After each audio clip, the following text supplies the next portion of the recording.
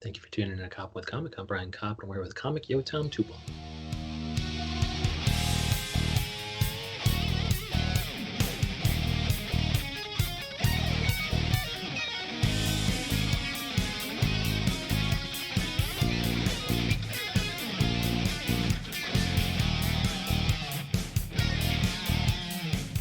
Yotam Tubul, how the hell are you? I'm good. How are you? Oh, good. I'm doing so good, and thank you so much for coming on because we follow you online and across social. You are Yotami Salami, which teaches us how to pronounce your name. That is exactly right. It's my little trick. Yes, It and doesn't rhyme Yotam. with ham, it rhymes with salami. Yeah, now we got to do something with your last name too because it's Tubal. And so, Yeah. I had that Tubular Bells reference, and you were like, "What the fuck is that?" And it just shows I'm 41, and you're probably like 20. Not quite, but Okay. I'll research it as soon as I get off the call. Oh yeah, man, we'll put it in the show notes. I think somebody grilled me on. I had Maria Dakotas on, and some commenter was like, "Where's a link to her? Blah blah blah." I don't use Instagram, and I'm like, "Do you think I'm going to fucking deliver the video from Maria Dakotas to you because you don't use Instagram?" It's like whatever I deliver it to you via, you're not going to use it. But can I get it to you via Google Gmail? It's like I don't use Gmail. It's like go fuck yourself. Like meaning, what are show notes supposed to, um, you know, what are they supposed to explain other than the reference tubular bells, right? Yeah. I guess your fans have come to expect a lot from you. They want you to knock on their door, bring them a full, director's cut of each episode. Yeah, it's like, come on, man. What's this tubular bell you talk about? All right, so real quick, we have one of the best topics ever, and we're gonna get to that in a second. But yeah, you did stand-up comedy before the pandemic, but you also do content like you do, you write for people, you write for TV. You're just kind of a joke master, right? Hope so. Hope I'm on my way to that. I was doing before the pandemic, definitely like enjoying live comedy, doing stand up and sketch and improv. And since then, I have had the great pleasure of doing two very weird Zoom stand up shows. Just, I, I tip my hat to anyone who's doing this like 5 nights a week because it's like whatever was like narcissistic and like crazy about doing live stand up, doing Zoom stand up is so much more of a dissociative fever dream. Because It's there's not crazy. as many people, and you don't get the kind of the laugh feedback. I mean, there could be more. Like this show that I did, it was like happened to be like 200 like boomer Jews from synagogues across the South and Midwest, Really? and so you see that number ticking up in the bottom, and it's like, oh, 200 people are here, but you're like, then why is it silent? And what is happening? And do they like me? And should I Yeah, keep talking? yeah. Because otherwise they'd heckle you if their mics were open, right? So a couple did keep their mics open, which I appreciate because the host was like, "Please, we want to hear your laughter." So I don't blame them for not understanding technology, but it was beautiful to like try to deliver a punchline, and all you hear is like one elderly lady going like, "What did he say?" And then her husband like repeats the punchline back to her, and they're both like, "Aha!" Yeah, you're like, well, Horrible. finally. I mean, I'm glad you explained it to your elderly wife because I mean, she finally laughed. I appreciated that. Mm-hmm. Yeah. So like, but when quarantine ends, you're just gonna hit the ground running, and you're gonna do stand up and sketch and improv, and you're just gonna wear a face mask while doing it, right? I would love to. I honestly was really enjoying sketch the most before this all happened. I got involved with like a sketch comedy team that does, to go back to the theme, it was a Jewish sketch comedy show. And we got to go to Chicago Sketch Fest in January, and it was so much fun. And that to me is like the one event that when I think back, I'm like, that was the before times. I can't believe just 6 months ago, I was like doing karaoke in a crowded bar in the Midwest, like Yeah. touching 100 other people. Like never again. That's from a different life. Yeah. So being from Chicago, where was the Chicago Sketch Comedy Festival? Where in the city was it? Do you remember? Oh, it was run Lakeview? through. Was That it sounds right. Belmont? Yeah, Belmont. Like, yeah. So You yeah, know, what was the company? yeah, the theater was. Do you mind naming Chicago theaters, and I'll I tell think you? that there's like an annoyance, but I suppose it could also be, Second City or Improv Olympic or It was there's it was some other near the ones. Annoyance. It was like Okay, down so the yeah, block from the Annoyance. yeah, it might have been on Oh, Belmont it there. had like numbers in it, like Studio 507 or Ah, okay, something. all right, but yeah, you rocked the Midwest, and you can't wait to get back. I would love to go back. It was so much Yeah, fun. I'd love to well, see people in any form. but because we're like suffering through this existence, we can blame our parents, and we're just and Yes. because I am transitioning into the best topic ever, supplied by you, but it's a favorite of mine, and I've been talking about it forever. Is it selfish to have kids? And yeah, Yes. and I'll let you know because I don't think you're familiar with my take, and I want your take on it first. Okay, because I would love to hear yours too. Oh yeah. Because what I've been noodling on is I've just where to begin. I think my guess is that many people, hopefully most people, go into the endeavor with like, I'm going to bring life into the world. I'm going to give a gift to this child. They'll get to be alive. I'm going to nurture them, raise them, protect them, etc. And I can't imagine there's any way to separate the selfishness part from that, which is I want to see a thing that looks just like me, and it'll have my eyes, and it'll laugh at my jokes, and it'll do the things I tell it to, and it'll be an extension of my ego into the world. And I don't know how you can separate those two. I think about my parents. I think about if I ever have kids. I don't think it's possible. Yeah, but I mean, like, and I see it, and the reason why I'm so obsessed about it is because there's not really much pushback on the narrative that how could it be selfish? I'm giving a gift of life. And I'm like, well, compared to what?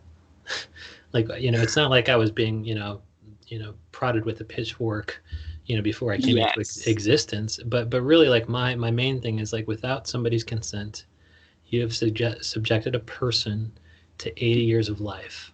Mm-hmm. And if you're raising a good kid, I mean, you probably be like, I'm going to teach him his ways for 18, 20 years, and you'll fucking kick his ass out. Otherwise, he'll be just a pampered asshole to everybody in the world. Like, Uh-huh. so for 60 to 80 years beyond that, you have to work or starve and die.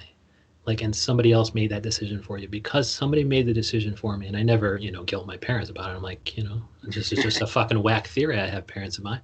It's like without their consent, you are subjecting them to go to work every fucking day for 80 fucking years. And if you're religious like me, you can't just take a header off a bridge because then you go to hell. Like, so if Uh-huh. you're also godly, it's like, well, before I was born, I wasn't facing the risk of being fucked in the ass by the devil for 1,000 million years. Like, so Uh-huh. I can't take that way out. So I have to be a good person and work every day till I die. And somebody else made that decision for me. And I talked about Chinook Testera because he also brought in, the climate change element. It's like, Yep.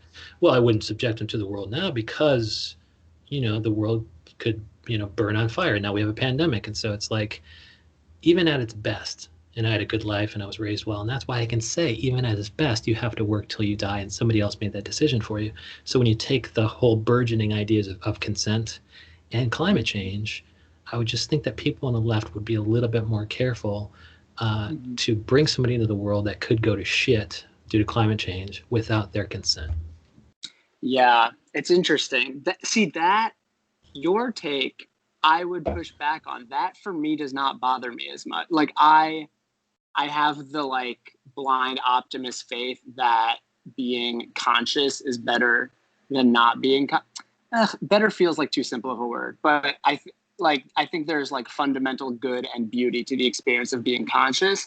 Oh, So sure. I don't that does not keep me up at night as much. It's more I guess I don't mind making someone get to experience sunsets without their consent. Yeah, but do you believe in an afterlife or not? I guess that's where things get complicated. I don't really, and I Okay. can see how it would be more. You're for you that is troubling because it's not just It's not just you 80 get years, yeah. it's not just 80 years of sunsets and then back to whatever non-existence you had before. I guess if you're in hell for a millennia, Yeah, and I guess that's the, a big the burden. the better it is, like meaning like I totally agree that there's great things in life, and of course I don't go around being down on life. Like I'm Mm-hmm. more just like I make the best out of it. Like I'm very grateful every fucking day about my life is relatively speaking, my life has been amazing. It's been filled with great friends and family and hobbies and a job I like and a city I like and an apartment I like all this shit. But because of that, it can get so much worse. Like, meaning, like, if you were treated like shit the first 18 years, then you're happy to get out. Then, I mean, of course, you're scarred for life, but then your next 60 years might be relatively good. So they were shitty for 20 years. You got beat like crazy, and then after that, you had beating free life, hopefully for 60 more years. And you're like, I'm so happy right now. I'm not being beat right now. But if your life was good, then you're like, oh shit, I have to go to work. Nobody fucking, I don't know what I'm doing. I could be fired at any moment. I could be poor at any moment. I can't move back in with my parents. But then also, it can get worse in that if you're blessed with people you love, they can totally die. Mm-hmm. And so then you're like, oh, well, it's anything good can also be bad. Not a sunset, of course, but like, the great people who make your life full and rich, they could totally die. Like, so the better you had it, the worse it gets. I think the roller coaster of the good and bad is still preferable to the flat zero of the not being conscious. Wow. And we can't go back and see what lack of consciousness we can't tell. Yeah, we can't compare. But then why would it bother you? Like, so you're just like, yeah, it's totally selfish to be like, I want to watch somebody for, to grow from zero till about 18. Like, I kind of want to, and you're just saying it's selfish, but you don't really, I don't know if you have a real problem with it though, right? Like, I think the selfishness for me is more like, if you're sitting with yourself and you're trying to think like, am I an altruistic person, or did I do this X action in order to further my ego or my thumbprint on the world? I think it's impossible to disentangle and broaden it out from having kids. I think just like with almost any action, I find it really hard to disentangle. Like, am I doing this because it's the right thing to do, or because I want to seem good, or I want people to see me as good? And maybe we're not supposed to disentangle those two. Maybe you just have to live with that tension. So you're fine with, like, if the parent or whatever is, of course, Yotam Tubul is going to be like, yo, are you guys aware that you're having this kid because you have a giant ego? And if they're like, yes, I'm aware of that, then you're fine. Just so you're aware, just so they're aware that they're kind of doing this selfishly, right? Or are you really thinking that you should only have and raise kids if you are doing so altruistically, like, I'm going to raise that kid to be a philanthropic badass? I think you should be prepared, or try to prepare yourself, that that kid is not going to like be your friend or like your emotional support system or your pet project for the rest of your life. You still need to find a meaningful life outside of that kid that you brought into the world. Right. And so it's also like, and in doing so, you're going to be a better parent for it. Because if you're just a clingy parent who's living through the kid, you're going to be a shitty parent. It's going to be a shitty kid. Exactly. Okay. And then is any of this making its way into your act? Like, had you had an experience growing up that you had a parent who was overly involved, or did they kind of, raise you in a healthy way such that you just want to make sure that everybody else, and are you even talking about this on stage? The only way that it's made it into my act is like there is a joke that I've been working on about like weighing the pros and cons of bringing a child into existence in the age of climate change. And like on the con side, it's like, decades of suffering for billions of people and the odds of like a much worse existence than you had. But on the pros side, they have like really cute squishy cheeks and elbows, and that's kind of and so it's impossible to choose. But did like your own upbringing have parents who were more like, you have cute cheeks and elbows, or were they more like, we got to raise this kid to be aware that there's going to be shit like climate change and they have to be ready for it with a sweet career or something? And a career in comedy is of course what they encouraged. At least did not put their foot down enough. I think I'm in a place where I'm like, I hope that my parents have hobbies and fulfillment beyond me and my siblings, and I think the jury's out on that. But I would love for them to develop those. And at what point do you realize that the responsibility is yours to develop a life outside your family? When did you move out? When did you move to New York City? When did you get into comedy? And why did you do those things? Is it because you knew that it's a labor of love that will be fulfilling till the end of your day? I mean, this is a perfect example of what I'm talking about again. Like, I'm always like, it's that with comedy, it's that duality of like, I entertained someone, I made their night, I made them laugh, I made them feel good. But the flip side of it is like, people laughed at me. It made me feel good. It made me feel loved and validated. And I'm just doing this purely for my own ego. Oh yeah. Oh, I mean, it's Uh, just like on Friends. He's like, there's no such thing as a good thing. Yeah. It's like, yeah, mm, you can donate to the poor, even if you don't like the organization. But I mean, you felt good because despite your reservation about the organization, you donated and you feel good. You're just fucking high on yourself. So as long as you just like that there's attention. Is there other, or you want to make others aware that there is attention? And mm. is there anything in your act that's kind of like that, where you're like, everything I talk about on stage should kind of teach the audience that they're not as awesome as they thought? Yeah, I Is do. that the good persona to be? Is that kind of the career choice? You want to make audiences think you're smart, even though it might be at the expense of likability? I'm not getting that from you right now. I mean, I'm thinking that you're pretty likable. Yeah, thank you. I do like comedy that kind of plays with like what is a good person and what is a person who thinks they're good but maybe is not. I'm working on a musical right now about climate change, set in the near future, in which two oil executives are being tried at The Hague for crimes against humanity. Oh. And they fall in love, and they're the heroes of the story. And I'm just really enjoying playing with that right now. I personally do not think they're heroes. I think they should be tried for crimes against humanity. But it's fun to play with. But because they found a kinship in the other person, they're both evil in exactly the same way. So you might as well, love each other until you die. Yeah, and they're living in the moment. They're not worrying about future consequences. Because they're at the Hague, man. They're about to be hung at the end of a rope, right? Exactly. How the fuck did you think about that? Like, yeah, I was totally interested in how. I mean, of course, you probably were like climate change. It sounds like you are aware. You're keenly aware of the fact that climate change is a pressing issue and will be forever. Uh-huh. And so you were like, I want to do something climate changey. Yeah. How does that turn into? I want to put two oil executives in the Hague. I mean, that's kind of a Uh-huh. leap, a logical leap, but then they're going to fall in love. That almost like changes from world focused about climate change to the focus on the evil of people. But maybe Mm-hmm. that's what created climate, the climate difficulty in the first place. The fact that everybody was so selfish and short-sighted, you might as well fuck while you're in the Hague. Mm-hmm. You're discovering all the themes. Nice. It's very fun to play with. I hope I Wow. get to put it out someday. Yeah, and so how do you do that? Like, how do you do you have people in mind that you're going to cast for that? And what if the pandemic doesn't cooperate? Like, are you going to be able to do this stuff No. remotely, or are you just going to kind of wait till the world opens up and then go back to Chicago? Yeah.